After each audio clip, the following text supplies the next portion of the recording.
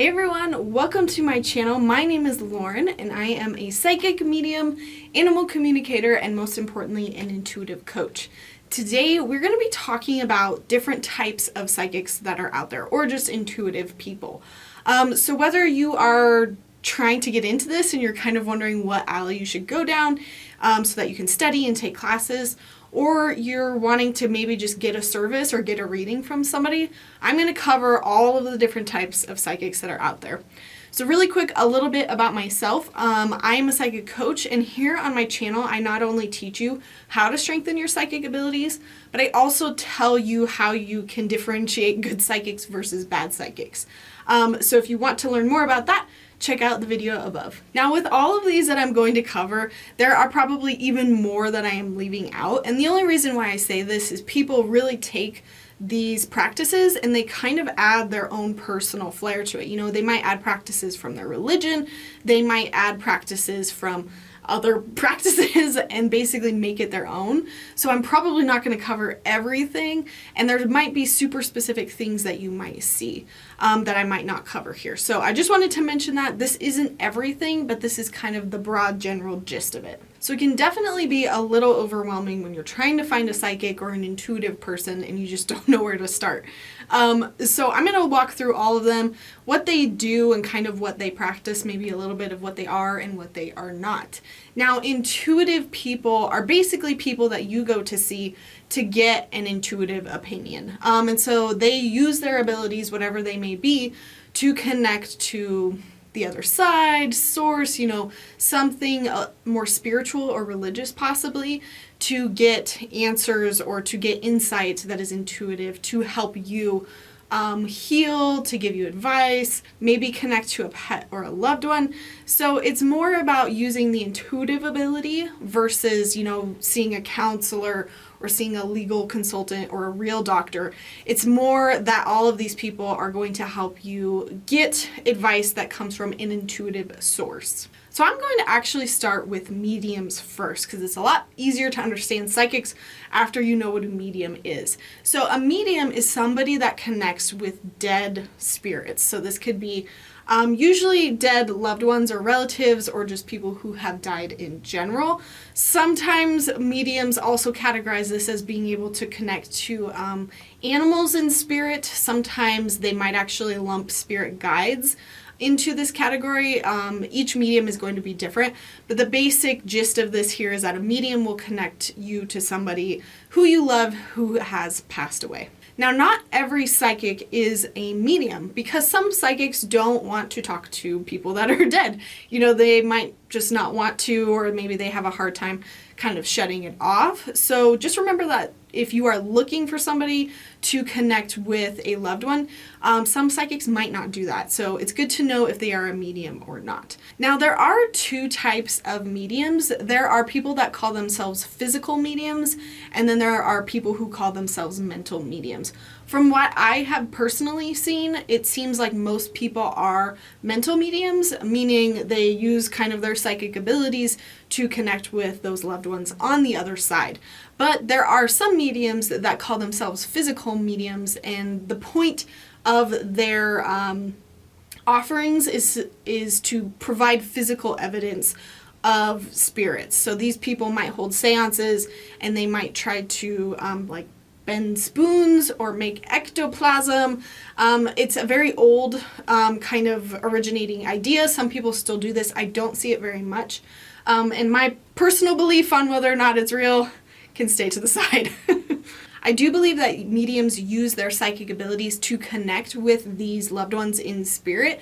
Usually they just have to have a little bit of extra practice around protecting themselves and making sure that they are talking to the right spirit. Now, mediums will often do just a one-on-one reading with people, but you often will also see like spirit circles or seances that are like at your local metaphysical store.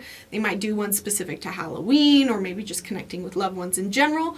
And then sometimes they will do gallery readings, which is one medium for a whole room of people, and they will try to read everyone in the room and give everyone a message from a loved one, or maybe not everyone, as much as a few people. Psychics, or sometimes they will call themselves intuitives. These people use their intuitive abilities to connect with any sort of source. It could be a spirit guide, angel, God, whatever they believe in, whatever you believe in. And then they use that information to give you insight onto your life. So this could be about the past, the present, the future. It really can cover a lot of things. It can cover career, relationships, your life in general. And the thing about psychics is they use their psychic abilities and they should be able to answer any question that you might have.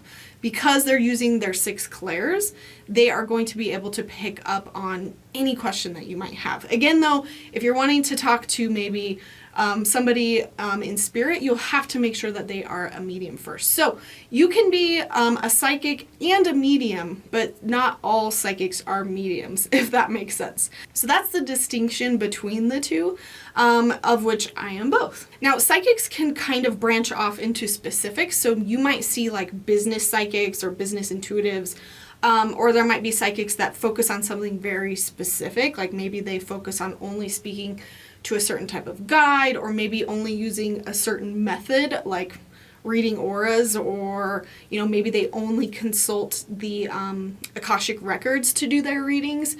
So the psychic is kind of an umbrella term, but you might see kind of like different lineations of that depending on what the person practices. So psychics can also be non-denominational or religious.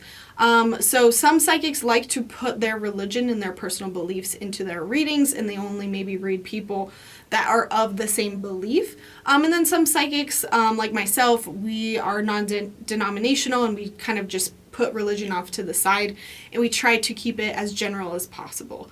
So you might see Christian psychics, you might see Wiccan psychics, and there might be all sorts of psychics of different religions, but that doesn't necessarily mean you have to be of that religion to be a psychic, if you kind of get my meaning here.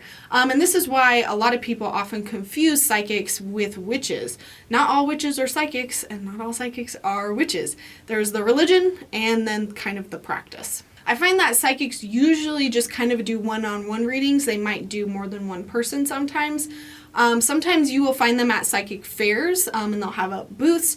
But for the most part, people do them either in person in a store or at their homes, or they will also do it virtually via like a video chat or a phone call or email as well. Now, if you want to learn to become a medium or psychic, I am here with all the resources. I am a psychic coach and I have a bunch of video courses. So I'm obviously going to recommend myself first for psychic studies and mediumship work. Next up are animal communicators. And this is pretty self-explanatory, but I see it as somebody who communicates with animals, with pets, using those same psychic abilities. And these people basically facilitate a conversation between you and your pet. This pet could be deceased or still living. And they can help with like behavioral stuff, maybe end of life things that are happening, or maybe if your pet is sick or having just weird things that are going on and you want further advice and want to talk to your pet directly. Some animal communicators prefer to be in person with their pets, with your pet, but sometimes they will also do it remotely, just using maybe a photo of your animal. Every psychic, every intuitive is different on what they require. So if you aren't sure, just reach out to them, ask what they need to do their reading. If you are looking for a place to start your animal communication journey and learning, I do have a course on animal communication. So I'm going to throw myself into that ring as well. Next up are channelers. Channelers are basically somebody who's a medium, probably also a psychic, and they're using their psychic abilities to fully set themselves aside. Let a spirit come in and speak for them. Now, this is not the same as being taken over like, what are they called? Like an exorcism. You're not taken over by this spirit. Basically, what you're doing is you're getting into such a trance-like meditative state that you're really trying to set yourself again to the side and let something kind of use your mouth. It's not their words. I mean, it's not their actual voice necessarily. It's more that you are letting yourself be so open that they are speaking through you. Now, the difference between a channeler and maybe just like a normal medium is that sometimes the medium will kind of have a back and forth conversation with you. They'll come into their selves and then they will kind of ask the spirit questions. Whereas when I see a channeler, what I feel like channeling is you're really just setting yourself your side. You're not even here to be present with your client as much as you are letting that spirit come in and speak through you, not for you. You're not, losing control of your body. They can't take you over. It's not their voice coming through. It's more about getting in such a meditative trance-like state that they come through more clearly, if that makes sense, and more consistently. So there's not this back and forth between me, Lauren, as the psychic with the client and the spirit. It's more just the spirit and the client. Now, these readings, sometimes you can't necessarily dictate where they'll go because that spirit might not want to answer those questions, or they might not stick around for too long.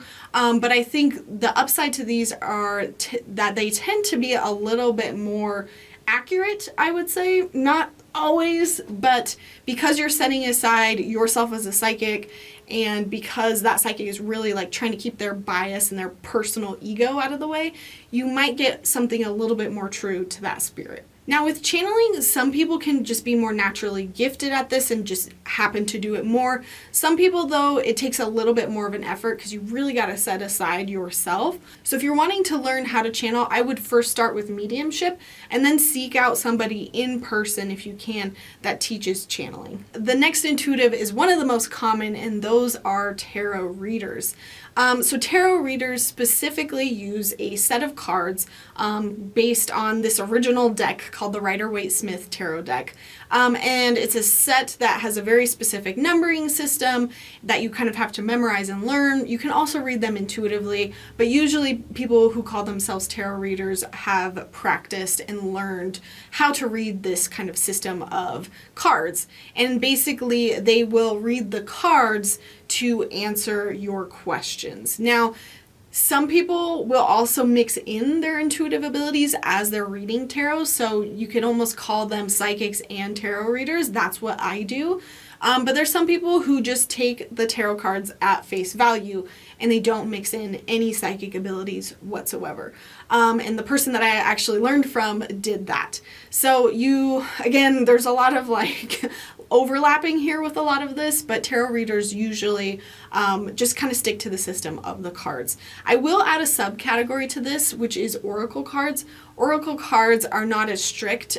Basically, anyone can make them. The cards can be any number, any size, have any meaning. And sometimes people will use a combination of both tarot and oracle cards. I find that tarot card readers often like to do things in person because they can show you the cards. But that's not always the case. Sometimes they will send you pictures, or sometimes they will just be on the phone reading the cards and you won't be able to see them, but they will be reading off of them. There are a ton of classes on tarot cards and oracle cards out there. It's super popular. It's almost probably too saturated, so I would just check your teacher's credentials. And again, I'm a huge advocate for doing it in person so that you can practice reading with yourself and other people. So try to find one in person if you can. All right, next up is a Reiki practitioner. And Reiki is basically a touchless massage. It's an energy massage. It originated in Japan. It's very popular in this community, and basically you're getting a energy kind of adjustment through someone's hands, but they're not actually touching you. I will say some Reiki practitioners will touch you, but not all of them will. So they might work with your chakras, they might just work with the general energy of your body, they might work with their spiritual team, but basically it's like an energetic massage. It's hard to describe, but it's amazing to feel. Reiki practitioners will use kind of this universal energy. Different people have different names for it, and they'll channel it through their hands to basically heal you. They might heal you physically, emotionally. They might help with just kind of blocked energy. But usually I feel like this is fairly intuitive because sometimes they will pick up information about you because it can be emotional or physical. They kind of address both. So if you have physical ailments in your body, they might kind of move the energy around and see if they can't help doing it that way. And then the opposite of like maybe you're just really struggling emotionally, and they're going to kind of give you an energetic aura cleanse, for lack of a better term, to basically help you out. Reiki practitioners usually do it in person. They usually have a massage table that they will either bring to you, or you will go visit them at maybe their home or another location. Sometimes they will offer long distance Reiki. This is something that is taught in the classes, so I do think it's helpful and useful. I wouldn't necessarily recommend it for your very first time, but long distance Reiki is absolutely a thing. You just want to make sure, again, that you check the credentials before just buying a long distance Reiki session from somebody who you don't know. If you want to learn Reiki, I absolutely recommend doing it in person. This is an in-person thing where you have to use your hands and you're basically giving somebody an energy massage. I really do not advocate online learning for Reiki. There are absolutely things that you can learn online, but Reiki is one of them I do not suggest doing online. You just have to have that practice and understand what it feels like to work with somebody else's energy, and that's a lot easier when they are in person in front of you. You also have to get attunements, and I feel like those are also better done in person. There are 3 levels in Reiki mastering. The first level is just kind of the basics. The second level, I believe, is long distance Reiki and a few other things. And then the third level is when you learn kind of how to teach it yourself and give others attunements. So if you want to become a Reiki master teacher, you're going to have to do all 3 levels. I only went up to level 2 because I just didn't resonate with it that much. But you can go as far as you want or as low as you want in those classes and levels. The great thing about Reiki is that it can be traced back to the original person that taught it in Japan, which technically is spirit, but then it kind of goes down a line of all of the different people that have learned it from the person who learned it from the person who learned it, and then it should go and end at your teacher, and this should be on your certification. So you can ask your Reiki practitioner teacher for their certification.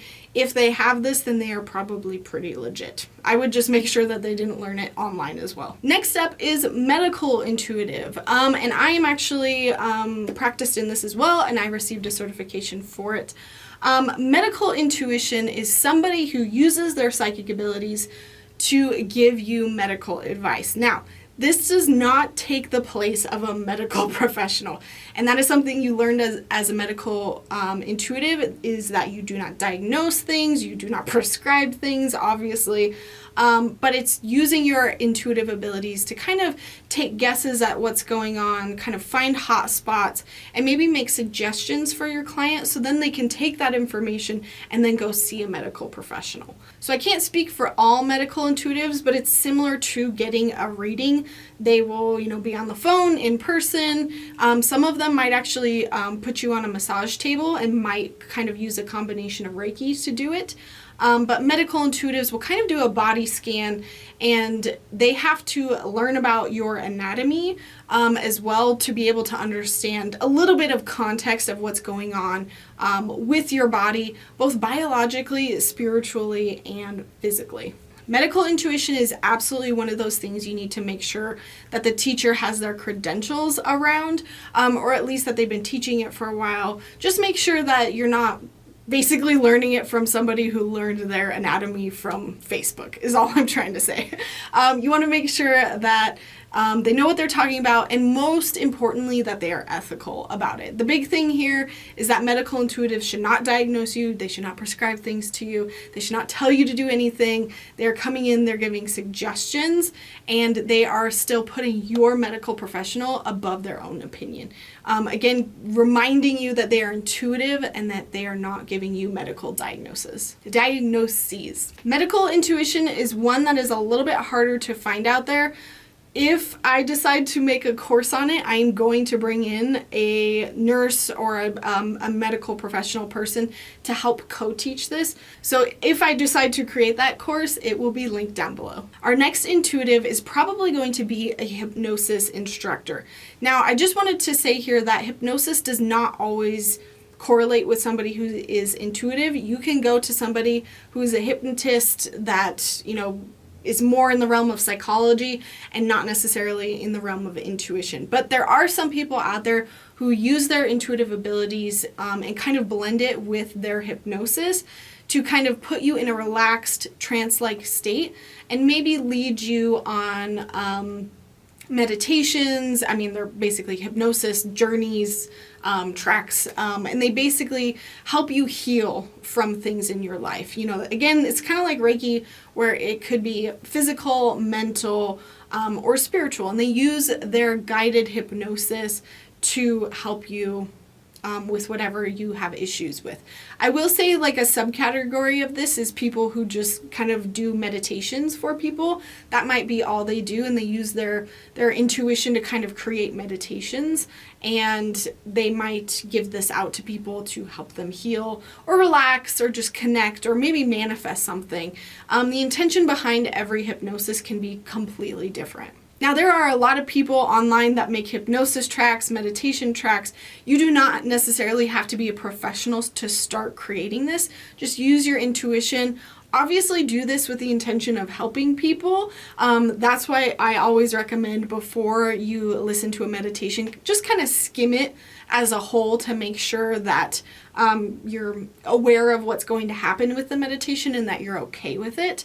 Especially with the meditations that might have like subliminal messaging, you might not know exactly what's there. So unless you're getting it from a trusted source, it might be good to pass on those. Now, the more traditional hypnotist, you might actually go into a location of theirs. They might actually like have you lay out in front of them. I'm sure that some of them also do like phone, video, all of that. It's a lot harder to I don't want to say find the professional people, but it's a lot easier to go to YouTube or find somebody else that's just throwing up a track. But just know that if you're going to somebody specifically, they're going to talk to you about your concerns, your specific motives, kind of like what you're looking for out of this. And it might be a little bit more personalized to you than if you're just listening to another meditation or hypnosis track online. My biggest piece of advice for learning hypnosis or meditation is just finding, again, the right practitioner. And I think with meditations and hypnosis tracks, it's also good to just do them for yourself and see how other people do them, and then you can get practice starting your own. If you do want to go more of the traditional hypnosis route, you might actually have to take classes and courses, because that starts to, again, come into the psychology area and less into the intuitive area. But again, you can incorporate that into your intuitive practice. You can use your intuition with that hypnosis learning. The next intuitive that I have for you guys is an astrologist. Now, an astrologist basically works with the stars and the planets and basically how they move around us to get insight on what's coming up for us, where we're at now, and how that can kind of influence our life. So what they will do is they will look at your birth chart. So this is where all the planets, the stars, everything were when you were born. And they basically use your birth chart to make predictions about your future. So in order for an astrologist to do a reading for you, they are going to have your birth date, your place of birth, even the time that you were born. So if you're not comfortable with giving out that information, maybe an astrologist is not the best for you. I would say that astrology is a little bit more on the analytical end of intuitive work. You can incorporate your intuition with it, but usually it's more about studying the planets, the math behind it all, and there's a lot of stuff that goes into that, and it can be a pretty big deep dive. Now, the cool thing about astrologists is that they can give you readings on so many different areas of your life, because looking at your birth chart, they can see things about relationships, they can see things about your career, about travel.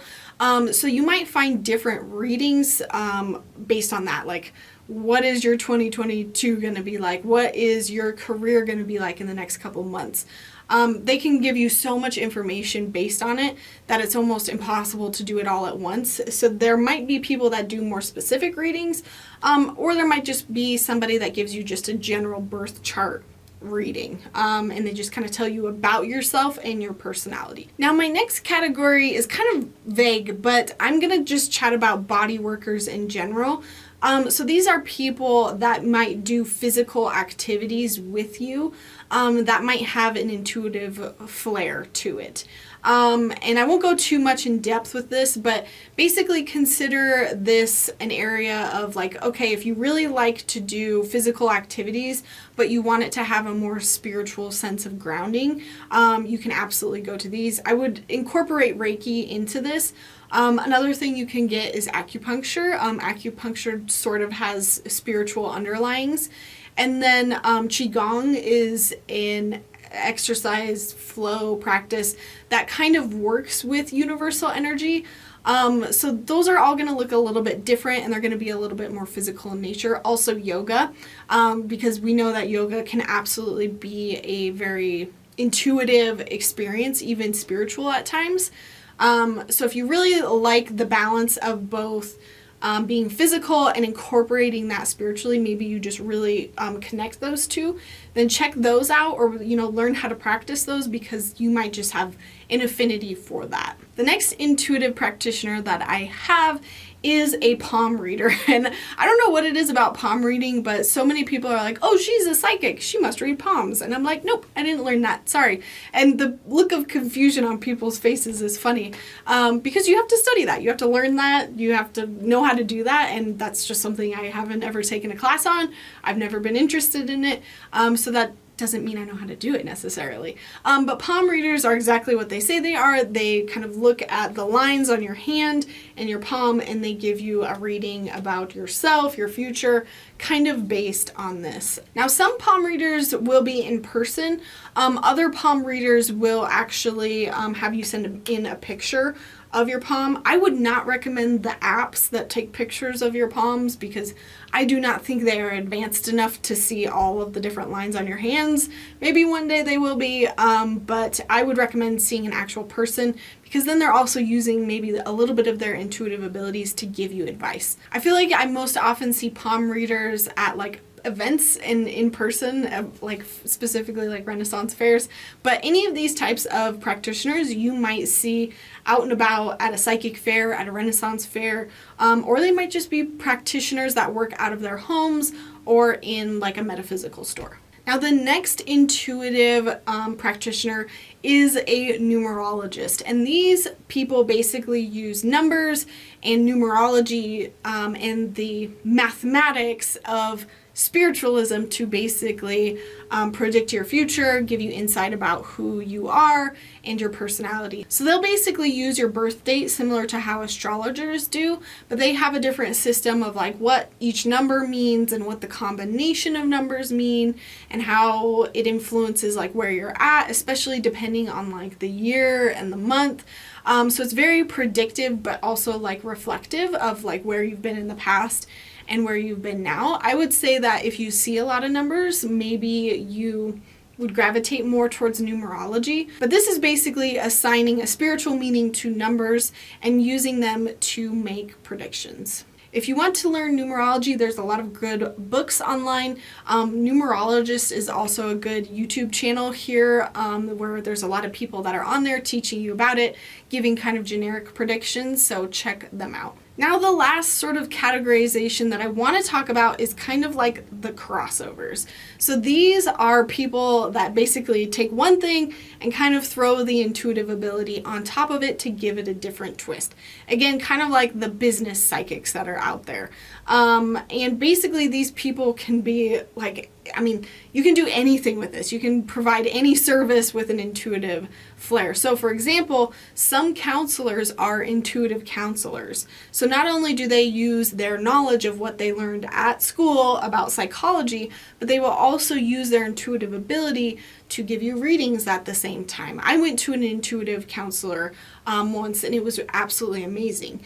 So there's a lot of like crossover here. The big thing with these people is that they really have to differentiate like, hey, the intuitive stuff is intuitive and it might not always be reliable, but that's what it is, and I'm combining it with this work that I do over here. So I've even seen like intuitive, what are they called? Like nurses, or they might call themselves something else, but they use kind of their practices with body work and Reiki, but they'll also combine it with their knowledge as like a nurse.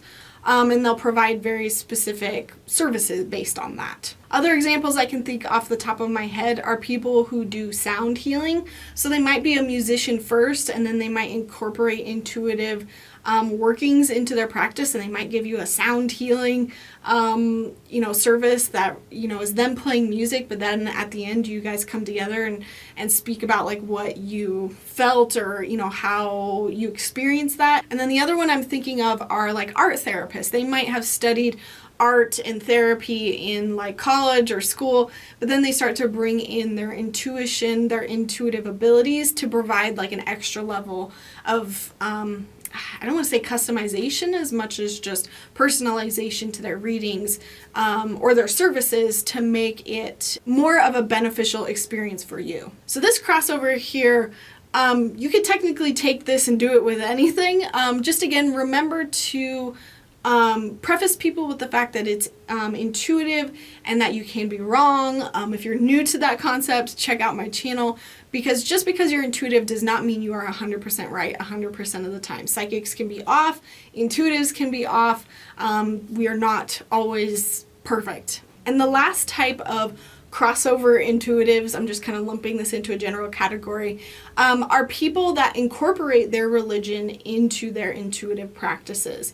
So you might find a psychic out there who is a Wiccan psychic. So they practice the religion of Wicca, and then they kind of incorporate that into their readings. So the big thing to know here is that bias, that belief system might influence their reading. So if you don't necessarily believe in the same things that Wiccans do, you might not resonate with that psychic. Now, there are Christian psychics out there that purely work with God, that purely work with angels, and that might not also be for somebody else because they might not have that same religion. It can kind of get confusing because you have people that practice the religion, and then there are people who just do the practices from a religion. So it can get a little confusing here because you have people that believe in the religion, people that practice the religion's beliefs, and then you've got the psychic. So there can be, or intuitive, and you can basically be a combination of any of those. So you can be a Wiccan practitioner,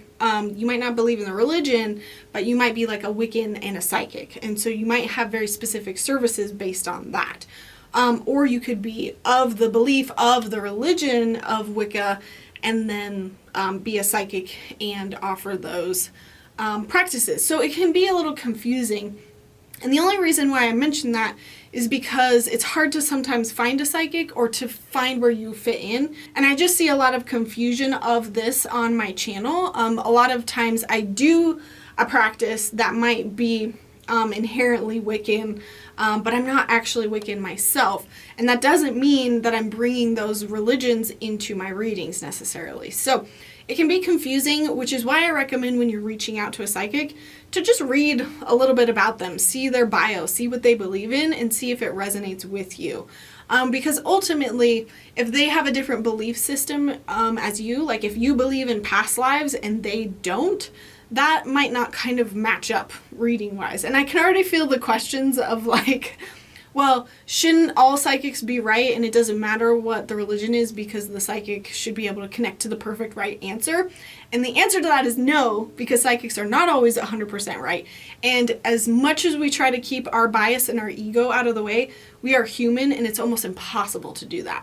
We try our best. Some psychics don't want to set aside that ego. They want to incorporate their religion because they feel so strongly that it is like the right way.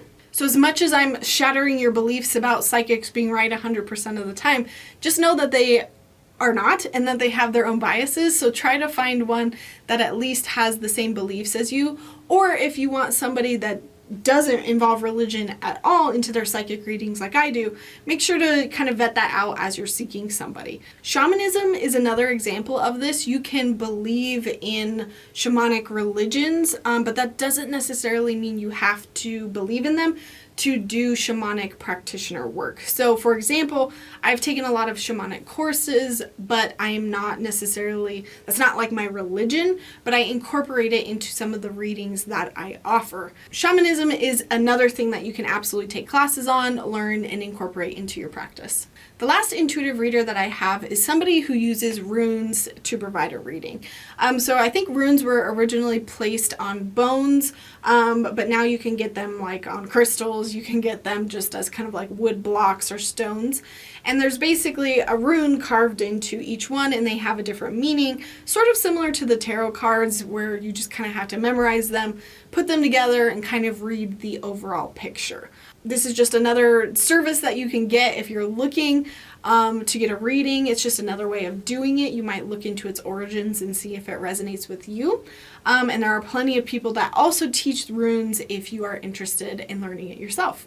Now, if you are a practicing psychic, I'm getting off on a tangent here, but I would recommend that you try to be non-denominational because it leaves it open for you to be able to read anyone instead of just a narrow kind of group of people. But if that's what you believe in and you feel strongly towards it, go for it.